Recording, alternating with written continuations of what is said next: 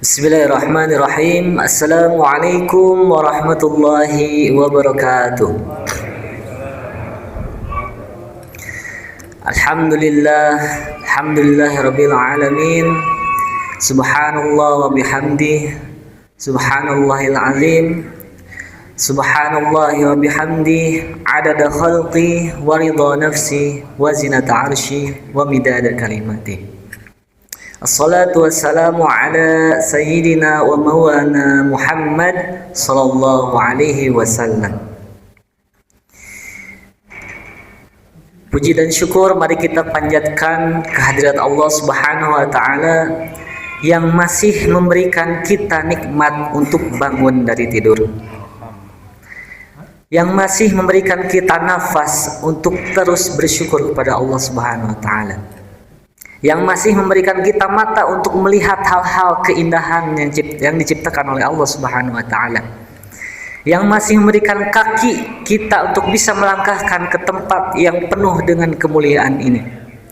Mudah-mudahan Bapak Ibu sekalian yang dirahmati Allah Subhanahu wa taala, setiap langkah, setiap ucapan, setiap ibadah yang kita lakukan selama bulan Ramadan ini Allah ridhoi. Amin ya Allah ya Rabbal alamin. Tak lupa salawat dan salam mari kita curah limpahkan kepada junjungan alam, yaitu Habibana wa syafi'ana wa maulana Muhammad sallallahu alaihi wasallam. Bapak Ibu yang dirahmati Allah Subhanahu wa taala, terutama kepada PDKM yang saya hormati dan para pengurus, saya izin menyampaikan sebuah ceramah karena ini adalah sebuah kehormatan bagi saya bisa berbicara di depan Bapak Ibu sekalian, para ustaz dan ustazah sekalian, yang akan menyampaikan dengan tema Ramadan adalah bulan Al-Quran. Perlu kita ketahui bahwasannya kalau kita sudah memasuki bulan Ramadan, tentunya kita sangat berharap untuk bisa bertemu dengan bulan Ramadan. Betul tidak Bapak Ibu? Betul. Sebelum bulan Ramadan kita berdoa, Allahumma barik lana fi Rajaba wa Sya'bana wa ballighna Ramadan. Dan alhamdulillah Allah kabulkan. Sampai hari ini Allah masih memberikan kita jiwa, masih memberikan kita ruh untuk bisa menikmati bulan Ramadan. Karena tidak semua orang bisa menikmati bulan Ramadan ini. Bisa jadi orang-orang yang meninggal kemarin sebulan sebelum masuk bulan Ramadan, mereka berharap bisa bertemu dengan bulan ini. Karena kemuliaan bulan ini adalah hal yang paling ditunggu-tunggu oleh orang-orang Islam. Allah Subhanahu wa taala berfirman, A'udzu billahi minasyaitonir rajim.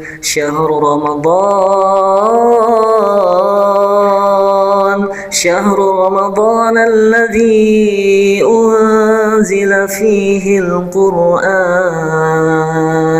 hudan lin-nasi wa bayyinatin minal huda wal furqan.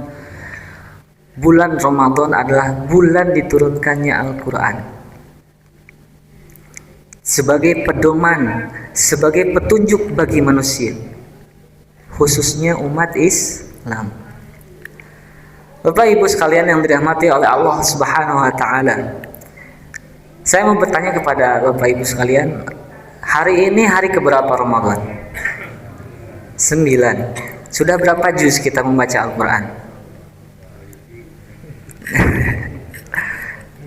Sudah 1 ayat atau 2 ayat? 5 hari dalam sepekan. Alhamdulillah. Bapak Ibu sekalian, ketika Rasulullah Shallallahu Alaihi Wasallam memasuki bulan Ramadan, beliau ini adalah sosok Nabi yang paling dermawan. Betul tidak? Diriwayatkan dalam hadis Bukhari nomor 6. An Ibni Abbas, kana Rasulullah wasallam ajwadan nas. Wa ajwadu ma yakunu ajwadu fi lailati Ramadan yalqahu Jibril wa kana yalqahu fi lailati min Ramadan fayudarisuhul Quran. Ibnu Abbas meriwayatkan sebuah hadis karena beliau melihat Rasulullah SAW. Beliau adalah ketika sebelum bulan Ramadan beliau tuh sudah dermawan, paling dermawan. Tapi ketika memasuki bulan Ramadan beliau semakin dermawan. Apa itu dermawan? Dermawan adalah kita peduli terhadap siapapun. Peduli terhadap siapapun, mau orang Islam, orang Yahudi, orang Nasrani, terutama kepada orang-orang Muslim yang berkekurangan, yang kurang mampu. Karena di bulan Ramadan ini Rasulullah Shallallahu Alaihi Wasallam memberikan tauladan kepada kita semua. Apa tauladan itu? Bahwasanya Rasulullah Shallallahu Alaihi Wasallam memberikan contoh tauladan, kita dianjurkan untuk peduli terhadap siapapun. Dan pada malam Lailatul Qadar Rasulullah beraktivitas bersama malaikat Jibril, yaitu tadarus Al-Quran bersama malaikat Jibril. Al-Quran turun dari siapa? Dari Allah. Lalu Allah menurunkan Al-Quran kepada malaikat Jibril. Sehingga malaikat Jibril pun menjadi malaikat yang paling mulia dan dijuluki sebagai Ruhul Amin. Malaikat Jibril membawa Al-Quran kepada siapa? Pada Nabi Muhammad Sallallahu Alaihi Wasallam. Sehingga Nabi Muhammad pun menjadi Nabi yang paling mulia dan dijuluki sebagai Al-Amin. Al-Quran dibawa oleh Nabi Muhammad SAW kepada siapa? Kepada umatnya, sehingga umatnya menjadi umat yang terbaik. Kuntum khaira ummah. Kita harus mengetahui bahwa urgensi dari turunnya Al-Quran ini adalah bahwa orang yang membawa Al-Quran akan dimuliakan Al-Quran. Malaikat Jibril membawa Al-Quran, beliau menjadi yang paling mulia, malaikat yang paling mulia. Kemudian Al-Quran datang kepada Nabi Muhammad. Nabi Muhammad pun menjadi Nabi yang paling mulia. Al-Quran datang kepada kita sebagai umatnya, kita pun menjadi umat yang paling mulia.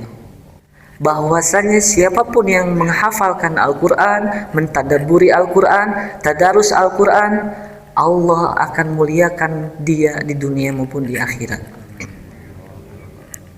Ada 10 keutamaan bagi orang yang menghafal Al-Quran, Bapak Ibu sekalian. Salah satunya yaitu bisa mengangkat orang yang tersayang, orang yang kita cintai dari api neraka. Kakek kita, uyut kita, ayah, ibu kita, anak kita. Siapa yang tidak mau mengangkat derajat orang-orang yang kita sayangi? Maka dari itu, Bapak Ibu sekalian yang masih Allah berikan umur panjang, yang masih Allah berikan nafas sampai hari ini, mari kita jaga Al-Quran dengan membacanya, mentadabburinya, mengamalkannya. Bapak Ibu sekalian yang dirahmati Allah Subhanahu wa taala, alhamdulillah masjid ini berkah. Pada kalian berkah, kenapa? Berkah itu adalah ziyadatul khair, bertambahnya kebaikan. Dari awal bulan Ramadan sampai hari ini, masjid ini selalu penuh. Selalu penuh. Saya dulu waktu kecil di kampung, pertama Ramadan penuh banget. Hari kedua Ramadan penuh. Hari ketiga Ramadan lumayan penuh. Hari keempat Ramadan taraweh. Ya. Jadi alhamdulillah, meskipun kita hidup di kota, tapi Bapak Ibu sekalian yang dirahmati Allah Subhanahu wa taala, imannya sangat kuat. Mengharapkan ridho Allah Subhanahu wa taala. Maka dari itu, saya mengajak kepada Bapak Ibu sekalian, selain meramaikan masjid dengan penuhnya ketika sholat atau ketika melaksanakan tarawih, kita di sini ada kegiatan setelah sholat tarawih itu tadarus Al-Quran bersama para ustadz dan ustadz di sini ya. Setiap ba'da tarawih, maka dilihat itu ada Al-Quran banyak. Al-Quran banyak loh, tapi yang dipakai cuma 5, 6. Sebanyak itu gak ada yang baca. Sampai mau berdebukah Al-Quran kita? Ayo kita baca Al-Quran. Allah Subhanahu wa taala berfirman di dalam Quran surat Muhammad, A'udzu billahi minasyaitonir rajim. Afala yatadabbaruna al-Qur'an am 'ala qulubin aqfaluha. Kata Allah tuh, kenapa kamu tidak mau mentadabburi Al-Qur'an? Apakah hatimu sudah terkunci? Kata Allah tuh. Kita sebagai umat Islam wajib, sebuah kewajiban untuk mentadaburi Al-Quran.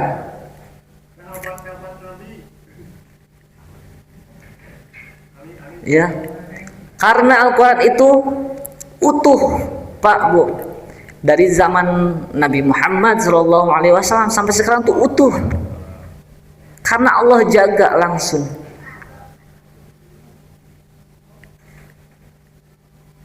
Kemudian dijaga oleh, dari zaman Nabi Muhammad dijaga oleh para sahabat, khulafaur rasyidin, para penghafal Al-Quran, dan sampai sekarang. Kita patut bersyukur gitu, bahwa ada Al-Quran sampai sekarang itu sebuah anugerah terbesar bagi kita semua. Tanpa Al-Quran hidup kita kacau, Bu. Pak, kacau. Dan sebuah kewajiban pula untuk kita semua memahami bahasa Arab. Kebayang kalau kita nggak bisa bahasa Arab, dalam kubur malaikat bertanya pakai bahasa Sunda atau Indonesia, Bu? Pak, bahasa Arab. Tidak akan bertanya saha Tuhan mana, mau gitu, Bu, Pak. Tapi ketika malaikat bertanya dalam alam kubur, man rabbuka, kita nggak ngerti apa itu artinya. Langsung Pak disiksa. Man nabiyuka, bingung kita jawabnya. Kalau kita nggak bisa paham bahasa Arab, minimal ana, antum, ana non, Pak, artinya anak saya, anta kamu. Kalau kolam tahu kolam? Saya sebalau. Kolam itu pulpen. Kolam atau pulpen itu benda yang pertama diciptakan oleh Allah Subhanahu wa taala. Kita harus ketahui. A'udzubillahi minasyaitonir rajim. Allah Subhanahu wa taala berfirman dalam Quran surat Al-Alaq ya. Iqra bismi rabbikal ladzi khalaq. Khalaqal insana min 'alaq. Iqra wa rabbukal akram. Alladzi 'allama bil qalam. 'Allamal insana ma lam ya'lam. Alladzi 'allama bil qalam. Yang telah menciptakan sebuah pena untuk menulis hal-hal yang Allah perlukan tentang hukum-hukum Islam, sejarah-sejarah Islam di Al-Quran. Terus hukum maslahat mursalah, ayat-ayat mutasyabihat. Kita perlu mengetahui hal itu.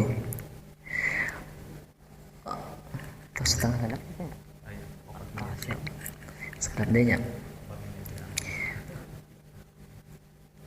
Al-Quran turun kepada Nabi Muhammad SAW dibawa oleh Jibril.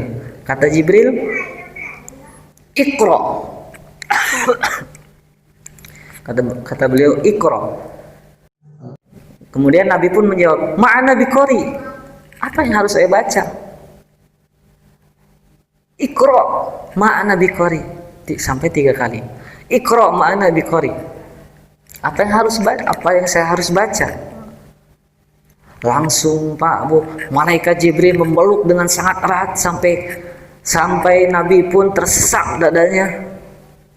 Iqra. Lalu Nabi pun bisa menjawab, Iqra. Bismi rabbikal ladzi khalaq, dengan nama Tuhanmu yang telah menciptakan. Ketika itu Nabi Muhammad SAW setelah beres sampai ayat 5, Iqra bismi rabbikal ladzi khalaq, khalaqal insana min 'alaq, Iqra wa rabbukal akram alladzi 'allama bil qalam 'allamal insana ma lam ya'lam. Ketika itu Nabi langsung pulang berselimut, kedinginan menggigil. Lalu Siti Khadijah pun datang kepada Nabi menanyakan, bagaimana keadaanmu wahai Nabi, wahai suamiku? Zamiluni, kata Nabi, selimuti aku. Lalu turunlah ayat, ya ayyuhal muddatsir qum fa'anzir, wahai orang yang berselimut, qum fa'anzir, bangunlah dan berikanlah peringatan. Siapa yang diperingati? Wa anzir ashiratakal mustaqim, wa anzir ashiratakal aqrabin. Peringatilah orang-orang terdekatmu dahulu, keluarga kita, anak, istri, suami.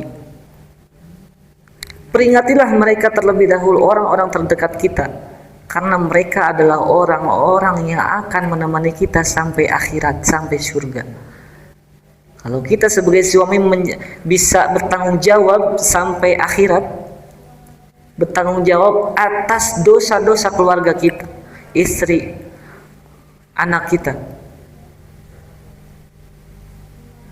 itu adalah tanggung jawab yang besar bagi kita semua sebagai suami.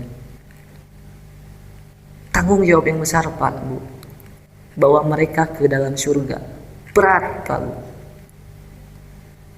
Harus memiliki ilmu yang luas, harus memiliki wawasan yang luas bagaimana menghadapi istri ketika manyun, bagaimana menghadapi istri ketika baed. Itu perlu ilmu Pak Bu. Dalam Quran surat At-Tahrim ayat 7 ya kalau tidak salah, ya ayyuhalladzina amanu qu anfusakum wa ahlikum nar, wahai orang-orang yang beriman, jagalah keluargamu dari api neraka. Maka dari itu, bagi Bapak Ibu sekalian, mari kita sama-sama menjaga keluarga kita dari api neraka, dan mari sama-sama tadarus Al-Quran minimal bersama keluarga, sendiri maupun berdua. Tolong dijaga Al-Qurannya, tolong diamalkan, ditadaburi Al-Qurannya. Mudah-mudahan apa yang saya sampaikan bisa bermanfaat untuk Bapak Ibu sekalian. Mohon maaf bila ada kesalahan, perkataan maupun perbuatan. Ditutup saja dengan doa, Rabbana atina fid dunya hasanah wa fil akhirati hasanah wa qina adzabannar. Subhana rabbika rabbil izzati amma yasifun wa salamun alal mursalin walhamdulillahirabbil alamin. Wassalamualaikum warahmatullahi wabarakatuh.